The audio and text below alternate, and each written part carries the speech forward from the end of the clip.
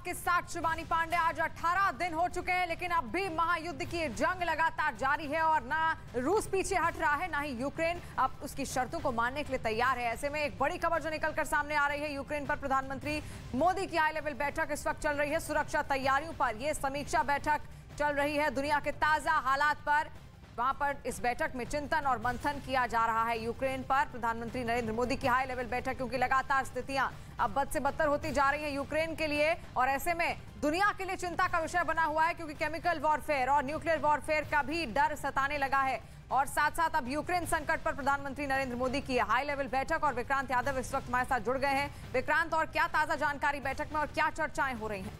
देखिए, उच्च स्तरीय बैठक चल रही है जिसमें प्रधानमंत्री जिसकी अध्यक्षता कर रहे हैं। बैठक में रक्षा मंत्री राजनाथ सिंह, विदेश मंत्री एस जयशंकर, वित्त मंत्री निर्मला सीतारमण समेत कई वरिष्ठ अधिकारी भी मौजूद है। और भारत की जो सुरक्षा की तैयारियां हैं, सुरक्षा को लेकर के उन सब की समीक्षा की जा रही है। और यूक्रेन संकट के बाद, तो युद्ध के बाद जो ताजा हालात बने हैं, उसके मद्देनजर भारत की तैयारियां और किस तरीके से भारत की भूमिका होगी, इन सब चीजों पर चर्चा इस बैठक में की जा रही है।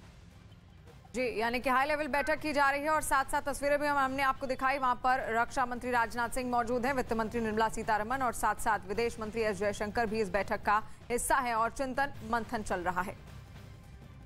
और वहीं रूस यूक्रेन युद्ध के 18 दिन हो गए हैं और 400 से ज्यादा घंटे हो चुके हैं। रूस की सेना लगातार हमले तेज करती जा रही है, और यूक्रेन की मदद के लिए अमेरिका समेत दुनिया के तमाम देश सामने आ रहे हैं। लेकिन रूस ने अमेरिका को खुली चेतावनी दी है। रूस ने कहा है कि अमेरिका यूक्रेन को हथियार देना बंद करे, नहीं तो बुरे परिणाम भुगतने होंगे। इन सबके बीच नेटो ने केमिकल वॉर की आशंका जताई है। यूक्रेन ने भी रूस को धमकाया और कीव से दूर रहने को कह दिया है। यूक्रेन के राष्ट्रपति ज़ेलेंस्की ने कहा है कि अगर कीव को लेने की कोशिश की तो मौत मिलेगी। रूसी हमलों के तेज होने के साथ ही पूरे यूक्रेन में हवाई हमले का अलर्ट भी जारी कर दिया गया है, और लोगों से बंकर में रहने की सलाह उनको दे दी गई है। तस्वीरें भी लगातार हम आपको दिखा रहे हैं। 18 दिन आज बीत चुके हैं, लेकिन हालात क्या हो गए हैं वो आप देख सकते हैं। इस बीच बड़ी खबर, यूक्रेन रूस युद्ध पर जुड़ी बड़ी खबर। यूक्रेन और रूस समझौते को तैयार हो गए हैं, समझौते को तैयार हो गए हैं दोनों देश। ज़ेलेंस्की दफ्तर ने यह बयान जारी किया है, क्योंकि इससे पहले लगातार हमने आपको दिखाया था किस तरीके की तबाही इस वक्त यूक्रेन झेल रहा है, और पुतिन ने तो साफ कह दिया था बातचीत जारी रहेगी, लेकिन हमारी शर्तें माननी होंगी। और यहां पर अब खबर सामने आ रही है कि यूक्रेन और रूस समझौते के लिए तैयार हो गए, जहां पर ज़ेलेंस्की जो कि राष्ट्रपति हैं यूक्रेन के, उनके दफ्तर ने इस बात का ऐलान किया है। यानी कि ये समझौता क्या कुछ होता है, क्योंकि पुतिन की जो शर्तें हैं, रूस की जो शर्तें हैं, उसने साफ कहा है कि हमारी सारी शर्तें माननी होंगी और नेटो में शामिल नहीं होगा कभी भी यूक्रेन। ये उसको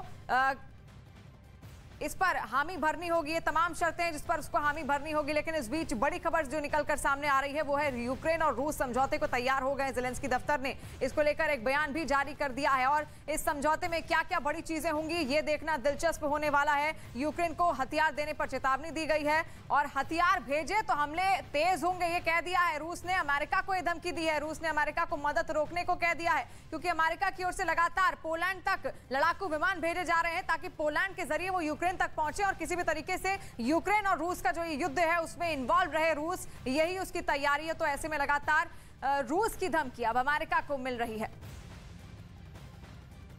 वहीं रूस और यूक्रेन के बीच जारी जंग के दौरान दुनिया रूस के राष्ट्रपति व्लादिमीर पुतिन के एक